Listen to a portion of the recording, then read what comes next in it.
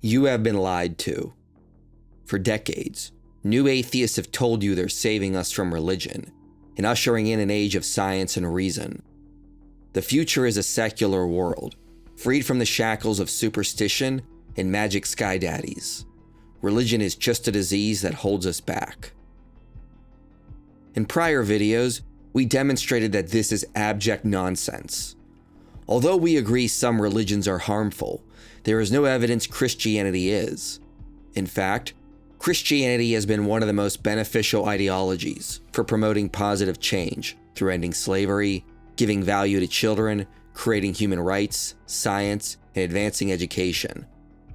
Research also demonstrates Christianity is associated with numerous positive benefits, like self-control, pro-social behavior, lower crime rates, better schooling, more pro-environmental behavior, and a host of other positive factors. But some are not impressed and argue that although Christianity has provided some positive benefits, we no longer need it. Now we can move on to an age where we have benefited from Christianity, but without the religion still dominating society. But such an idea is a fantasy. Secularism cannot create or sustain the benefits we have received from Christianity, or even create a lasting society. In fact, if the evangelists for secularism achieve their goals, they would only destroy Western civilization and all that we hold dear. The truth is, research shows Christianity is far better than anything secularism can offer.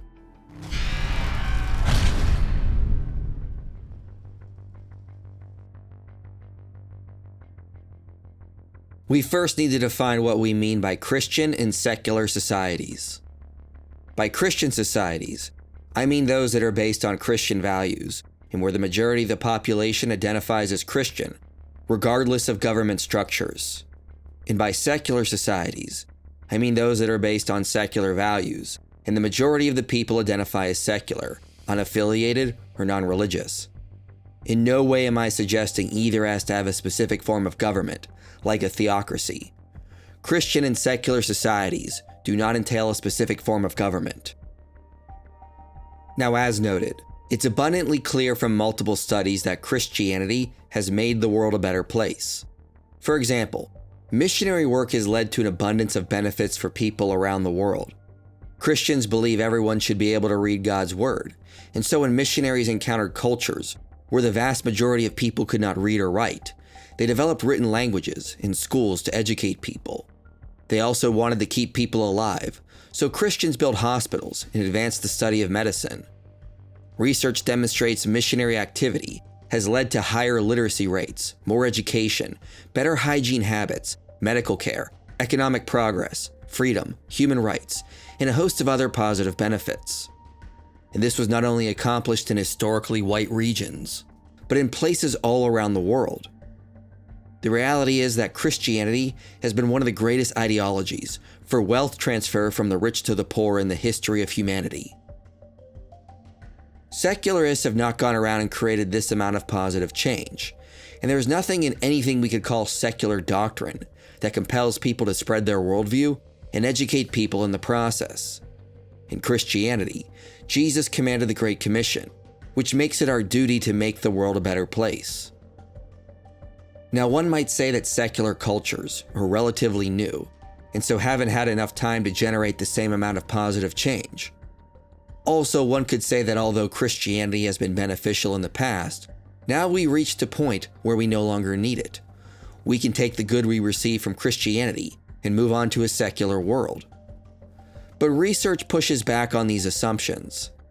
Secularism cannot generate many of the same positive benefits that we get from Christianity. First, numerous studies show that religiosity is associated with more volunteering and charitable giving to religious and non-religious organizations. Societies cannot thrive if people do not believe it is their duty to help their neighbor. The more we participate in charity, the more it strengthens society by fostering empathy, reducing inequality, and building community bonds. Research also shows charity work reduces poverty, improves mental and physical health, and increases social connections. However, when compiling the data from multiple studies, this systematic review concluded, Our systematic literature review covering 77 studies reveals that religion, measured as group affiliation, values, beliefs, and the importance of faith to the believer, as well as religious service attendance and private prayer, most often positively relates with giving to outgroup and secular organizations.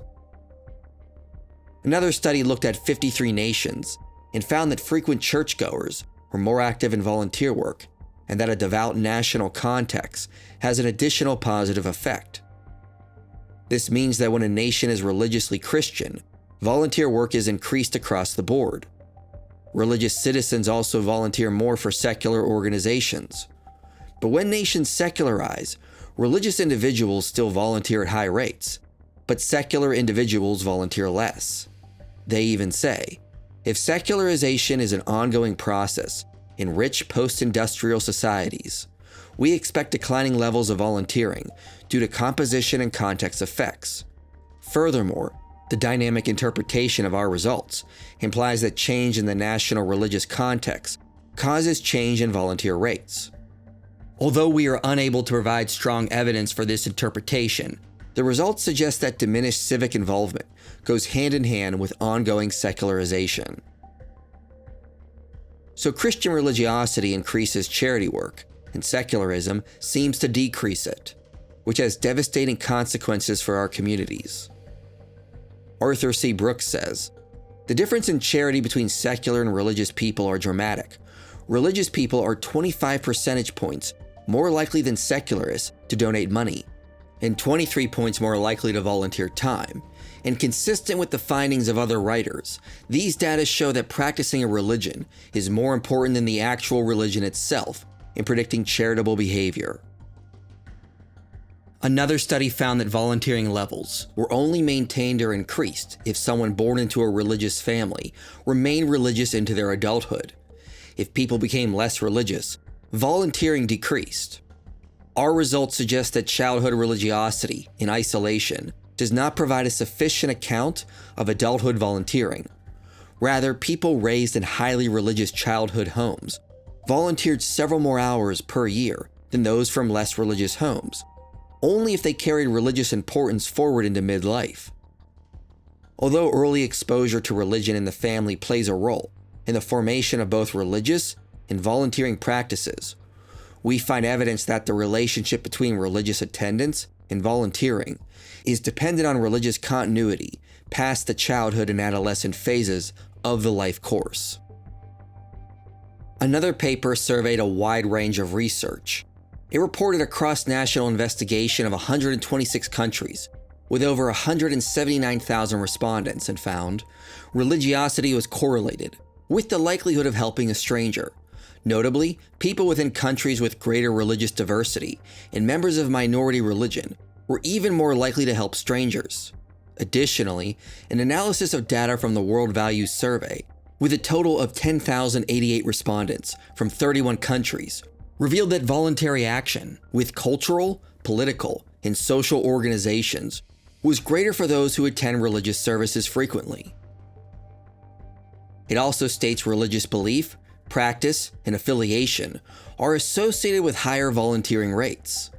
Religious organizations have been central in promoting economic and religious freedom, basic health and human services, community development, as well as social and civic engagement. People of faith in the U.S.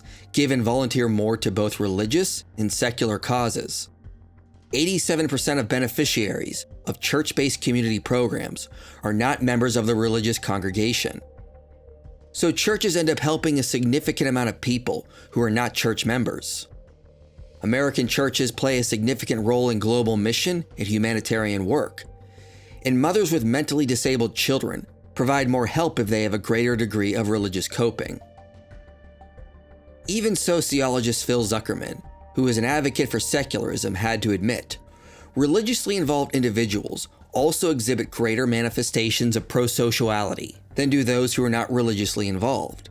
Several studies have found that religious people tend to be more charitable, more generous, and more likely to volunteer and donate blood than their secular peers are. Furthermore, a proliferation of religious devotion faith in God, and reliance on the Bible has historically been a determining factor in establishing schools for children, creating universities, building hospitals for the sick and homes for the homeless, taking care of orphans and the elderly, resisting oppression, establishing law and order, and developing democracy. Now, I'm not saying secularists never give money to charities or volunteer time, but the point is they do not do it at the level that Christians do. Charity work is extremely beneficial for building healthy and bonded communities that suffer from less poverty. Christianity clearly does this better than secularism and at much higher rates. Some of the research surveyed here even highlights how secularism decreases these positive benefits, which will lead to negative consequences. Additionally, other research also shows religiosity is associated with less crime and delinquency. So with Christianity, we get better communities with less crime. Secularism is more likely to lead in the opposite direction. So if you want a better world with better communities, you should be encouraging and promoting more Christianity and less secularism. Next, meta-analyses have found that religiosity is associated with more pro-social behavior and self-control. In an ever-increasing hostile world fueled by social media, more Christianity would be extremely beneficial and aid in ways secularism does not appear to. Research that mostly pulls from sample sizes of Christians has demonstrated that religiosity is positively associated with lower levels of depression and suicide. These conclusions are robust, considering multiple reviews and meta-analyses have found them. Less research has been done on the non-religious, but there are still some important studies that have been published. One study from Switzerland relied on census data of 3.7 million adults and the death certificates of 5,082 suicides, and found that suicide rates were the highest among those with no religion, more than double the rate of Catholics. A 2023 study found that those with no perceived belief in divine control had a higher likelihood of suicidality. A 2018 study found that for atheists, even after controlling for neuroticism, ultimate meaning struggles continued to predict lower well-being and higher distress across samples. Moral struggles also predicted distress independently. A 2004 study found that religiously unaffiliated subjects had significantly more lifetime suicide attempts and more first-degree relatives who commit suicide than subjects who endorsed a religious affiliation. Suicide rates have dramatically increased over the past 20 years in the US, and given the research tying religiosity to lower suicide rates, it should come as no surprise that this increase has occurred as religiosity has been decreasing and secularism increasing. Religiosity is positively associated with better mental health, as seen in this meta-analysis that compiled the data from 850 studies. Psychiatric care as it developed in Europe and the US in the mid-19th century came to be known as moral treatment, which had substantial religious influences. Religious involvement is generally associated with greater well-being, less depression and anxiety, greater social support, and less substance abuse. If you want a functioning society with more charity work, better communities, less crime, and people who have better mental health and a lower risk of suicide, you should be encouraging more people to become Christian, not secularists. Another surprising issue is the rise of authoritarianism. Over the past few decades, the world has been shocked as European nations have passed more and more authoritarian laws. Freedom of speech and the right to bear arms no longer exists for many Europeans. Is it a crime to insult somebody in public? Yes. Yes, it is. And it's a crime to insult them online as well? Yes. The fine could be even higher if you insult someone in the internet. Why? Because in the internet, it stays there. The offence of incitement to racial hatred involves publishing or distributing material which is insulting or abusive, which is intended to or likely to start racial hatred. So if you retweet that, then you're republishing that, and then potentially you're committing that offence. And we do have dedicated police officers who are scouring social media. Their job is to look for this material. and then follow up with identification arrests and so forth. It will be illegal to possess, sell, make or import the weapon from the summer, with anyone caught with a ninja sword potentially facing 6 months in prison. The ban is part of measures known as Ronan's Law, which also requires retailers to report bulk or suspicious sales to police, and an increase to jail sentences for selling weapons to children. Secularists often push back on this idea and argue that declining religiosity is not the cause. They point to the rise of Christian nationalism as a bigger threat and blame Christianity for this. Christian nationalism has become increasingly hard to define. Often it has been defined in ways that are the complete opposite of authoritarianism. This can make some of the research on the topic hard to interpret. However, secularists might be surprised to find that authoritarian Christian nationalism seems to be more prominent among the least churched individuals on the right. A study from 2021 found that among politically right individuals, Christian nationalism was found among those who were the least religious. To quote, "We find no evidence that Christian nationalism mobilized church-based support in the election." They also say white nationalist groups in the United States explicitly use Christian nationalist rhetoric, but those who identify with such movements tend not to be strongly involved in mainstream Christian congregations. John Compton has found similar results in his research, and similar results were found in Europe. One study found that although populist radical right parties tend to advertise themselves as defending Christian identity and values, they don't attract many Christian voters. PRR parties take pains to show that they are defenders of Christian identity and values, and yet they do not widely attract religious Christian voters. Our analyses confirm that paradox. As religiosity increases, the odds of voting for a PRR party instead of a mainstream right party decline. In an earlier study, it was found that anti-religious sentiment has been found to be more distressing to individuals who do not attend regular church service. Unchurched Christian nationalists are more likely to favor an authoritarian figure using populist appeals. In fact, Christian religiosity tends to aid in making one less likely to vote for a far radical right party. You might be thinking this doesn't make sense, but the logic is not complicated. When individuals on the political right leave traditional Christian religiosity, they tend to keep a lot of the symbols and cultural heritage, and then reinterpret them in political ways, thereby creating political religions that have repurposed Christian symbols. Philip S. Gorski notes, "Loose from its religious moorings, religious nationalism floats free of the ethical tether of Christian ethics and drifts even further in the direction of secular messianism and political authoritarianism." Rogers Brubaker writes, "It is precisely the ongoing erosion of Christianity as doctrine, organization, and ritual that makes it easy to invoke Christianity as a cultural and civilizational identity, characterized by punitively shared values that have little or nothing to do with religious belief and practice."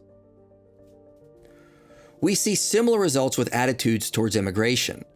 Again, we are told the religious are more likely to be against refugees seeking asylum, but research shows the opposite. This study found that the strongest anti-immigration policies are found among non-active Christians. The more religiously inactive one is, the more Christian nationalism is magnified, and the more likely one is to align with anti-immigrant sentiment. Christian nationalism may be powerfully operative among religiously inactive Americans. This suggests that religious identities and beliefs appeal to many Americans for their political and cultural meaning, and not necessarily their traditional spiritual intent. One study looked at the acceptance of refugees at the individual, regional, and national levels. It found that on the individual level, Christians, with the exception of Catholic Christians and the unaffiliated, are relatively similar in their policy preferences regarding the admittance of refugees. Religious service attendance is associated with more generous policy preferences. But at the national and regional levels, percent unaffiliated is associated with more restrictive preferences.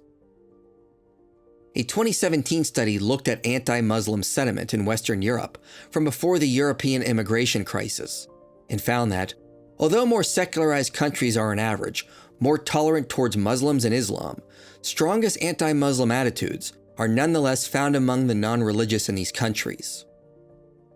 Additionally, greater religiosity was linked to a support for inclusive immigration policy. Frequent church attenders have greater compassion for asylum seekers, and religiosity at the community level has been associated with personal altruism towards strangers and refugees. John Compton has presented some startling research about the rise of groups like the unaffiliated and untethered believers, individuals who identify as religious, often in a cultural sense, but lack any link to organized religion or a church congregation. He has found organized believers were the least likely to support removing constitutional constraints on a president. Atheists were slightly higher, followed by those who identified as nothing in particular. And the most likely to support such a move were the untethered believers. Organized believers were also the most likely to engage in positive forms of political engagement, followed once again by atheists, nothing in particular, and last were the untethered believers.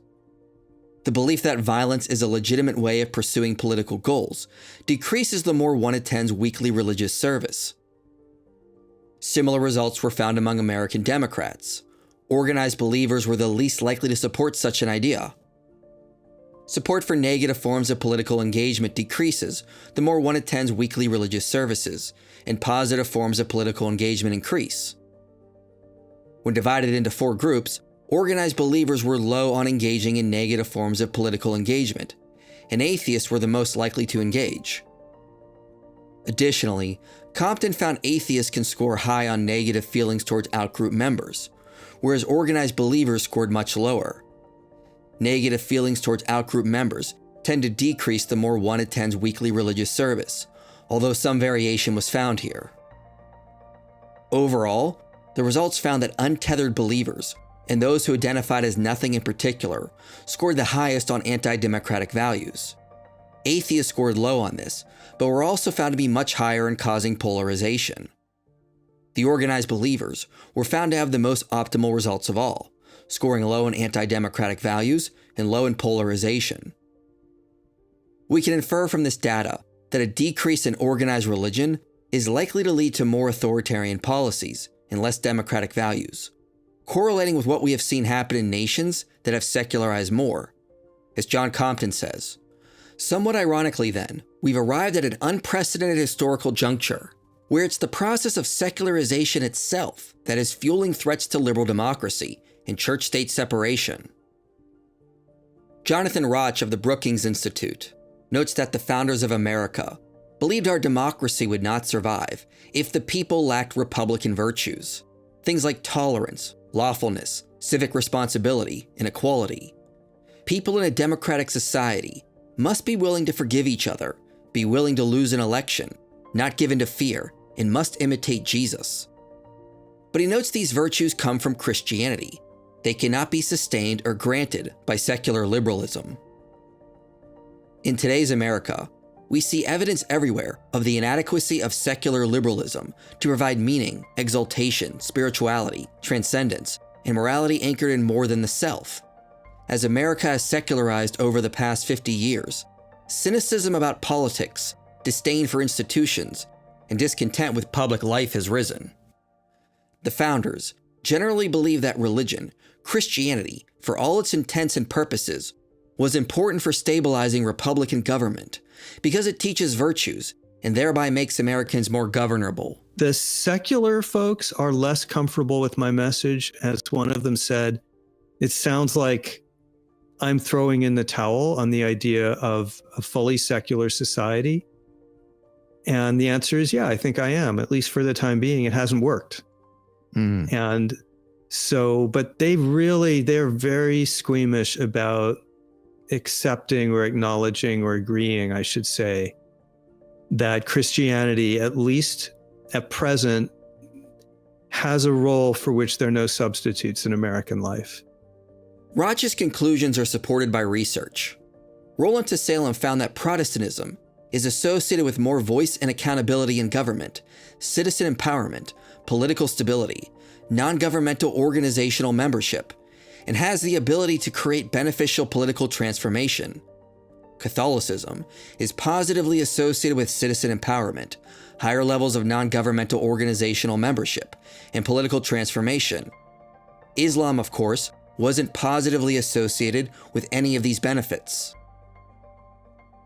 Robert Woodbury concluded after running his OLS model, in cross-national statistical analysis, Protestant missions are significantly and robustly associated with higher levels of printing, education, economic development, organizational civil society, protection of private property, and rule of law, and with lower levels of corruption. Moreover, wherever they have been tested, these patterns repeat at a subnational level. Finally, statistical analysis suggests that Protestant missions are strongly and robustly associated with democracy. The cumulative correlation between Protestant missions and democracy is 0.707. Daniel Treisman's research also concluded that Protestantism plays a role in monitoring and denouncing state officials, is associated with lower corruption, and helping establish a pronounced distinction between church and state. Lipson and Lentz conclude that Protestantism reduces corruption, in part because of its association with individualistic, non-familistic relations. Slightly related, Robert Greer found that Protestantism is associated with real GDP growth, economic development, and higher per capita income levels. The data indicate that traditional Christianity works as a suppressor of political religiosity. Without it, this will increase as secularization increases, and this leads to authoritarian ideologies, the erosion of freedom and civil liberties. As John Witt Jr. says, the regime of law, democracy, and human rights needs religion to survive. For a democratic regime dedicated to human rights and rule of law is an inherently relative system of ideas and institutions. It presupposes the existence of a body of beliefs and values that will constantly shape and reshape it, that will constantly challenge it to improve. The truth is, secularism appears to naturally lead into authoritarianism and anti-democratic sentiment. If you want to live in a world that is more democratic, less authoritarian, produces more charity work, creates better communities, less crime, and people who have better mental health and a lower risk of suicide, you should be encouraging more people to become Christian, not secularists. But despite all that we have presented here so far, this is not the most problematic aspect of secularism.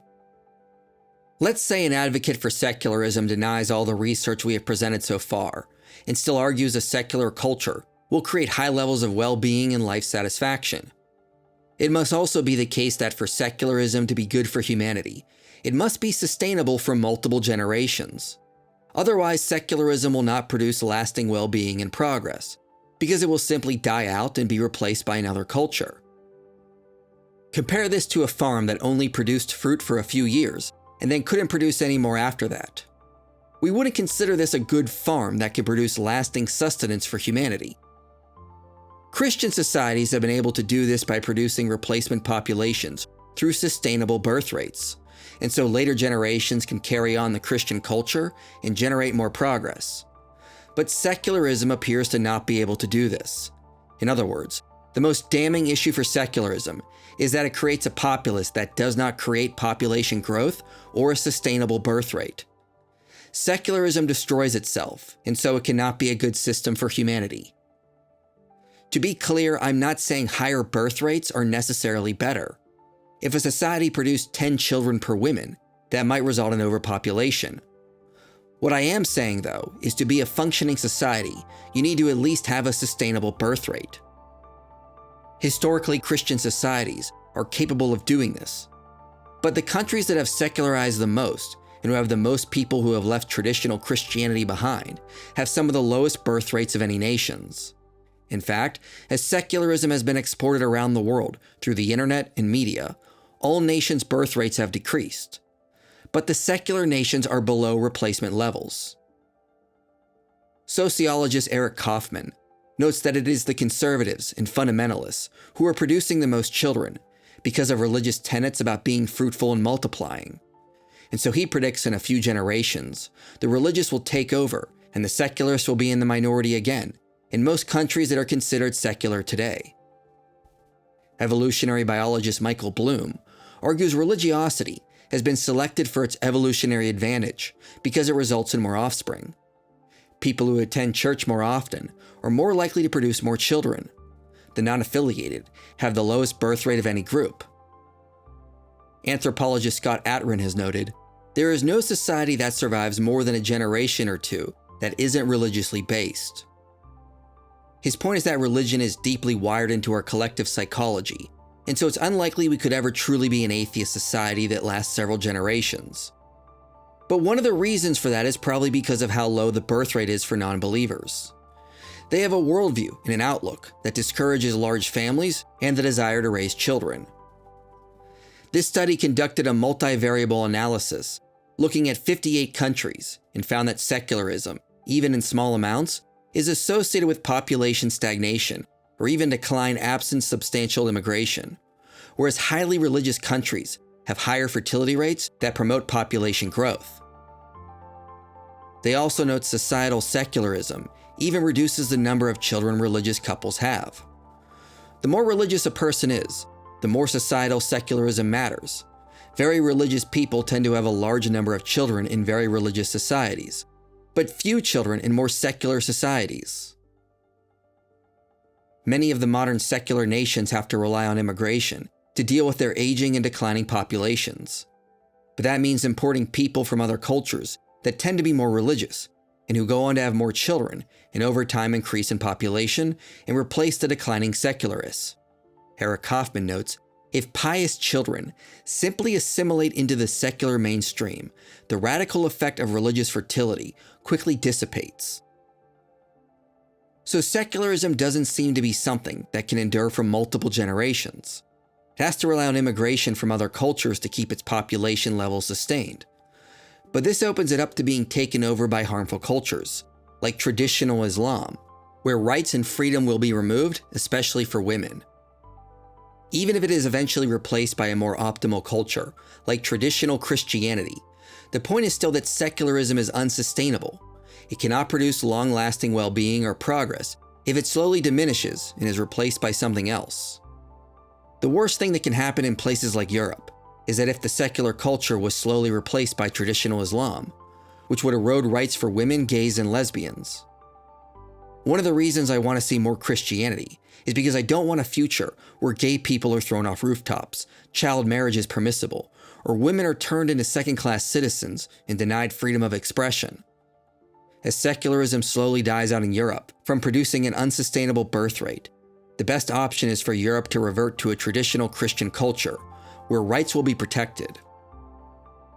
Remember, Christianity is able to produce sustainable cultures that endure and have historically led to a ton of human progress, thereby making the world a better place for humanity.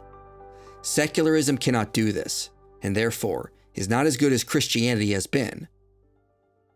To reiterate, if you want to live in a sustainable society that is more democratic, less authoritarian, produces more charity work, creates better communities, less crime, and people who have better mental health and a lower risk of suicide, you should be encouraging more people to become Christian, not secularists. Secularism does not give us a bright future, nor can it give us what Christianity can provide. As Jonathan Roch says, secularism has not been able to fill what has been called the God-shaped hole in American life. Because the quest for spirituality and meaning is deeply human, it is insistent. We need commitments to something larger than ourselves, communities rooted in more than transactional gains, truth which transcends time and place, and missions worth sacrificing for. And if we don't find them in institutionalized religion, we will look elsewhere. Now, often when I present this research to an atheist or a non-believer, they will sometimes say that even if they agree with me on the implications of this research, that doesn't mean they can force themselves to believe in God or that Christianity is true. So it doesn't matter because it won't result in more people becoming Christian. I'm not convinced this is true, as I think if people learn how beneficial Christianity is, it can cause them to give it a second look. After all, many non-believers have been outspoken about how harmful they think Christianity is, which probably causes biases against them evaluating whether it's true or not. But let's just say you're an atheist who could never be convinced of Christianity. What are you supposed to do? The first thing is you should stop attempting to evangelize for secularism, or never even start. Recognize the world will be a better place if it is mostly Christian, and you are in the minority. As noted, Christian religiosity results in many positive benefits at the national, regional, and individual level. As Voltaire said, "I want my lawyer, my tailor, my servants, even my wife to believe in God, because it means that I shall be cheated and robbed and cuckolded less often. If God did not exist, it would be necessary to invent him." The second thing you can do, which you might scoff at, is you should start attending church weekly. Attending church is not just for Christians, it is for everyone who wants to attend. You don't have to believe exactly as the priest or pastor does to sit in a pew and listen to his message. At the church I grew up in, there was a man who was agnostic, but he attended every week with his family because he recognized it was good for his family to believe in Christianity, and he recognized the more he attended, the better of a person he was. Attending church every Sunday will help you develop important virtues like humility, self-control, and patience.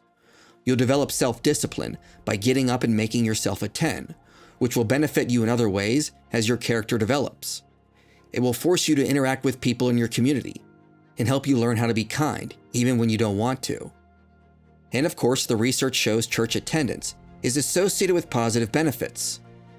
Daniel K. Williams says, "Churches can be depolarizing institutions because being a part of a religious community often forces people to get along with others, including others with different political views." No one is saying you have to believe correctly to attend a church, because all are welcome. If you recognize Christianity as beneficial, then take advantage of its benefits. Skeptics should follow the example of the man who brought his possessed son to Jesus when he said, "Lord, I believe, help my unbelief." And perhaps in attending, you'll meet people who will challenge you, and you'll realize there is more here than what you initially thought. But even if that doesn't happen, you'll still benefit from having a weekly ritual that fosters community, teaches self-discipline, and encourages moral behavior. But the main point of this video is hard to contest with. We have been lied to by the new atheists. Secularism and less Christianity is not making the world a better place. It is making things worse. Christianity has been beneficial in the past, is still beneficial, and gives us a brighter future. Evangelists of secularism are destroying Western civilization, even though they don't realize it. Christianity was keeping checks on dark and selfish inclinations that secularism is removing. If you want to save the West, then we need to promote the religion that built the West. Christianity is what makes the world a better place. You made it to the end of this video, which means this message matters to you. If you want to see more content like this reaching people for Christ, you can help make it happen. Your support makes these videos possible. Click the link below and donate today. And if you want to go even deeper, consider joining our Patreon community. You'll get early access to videos, behind-the-scenes content, a place to connect with others passionate about this mission.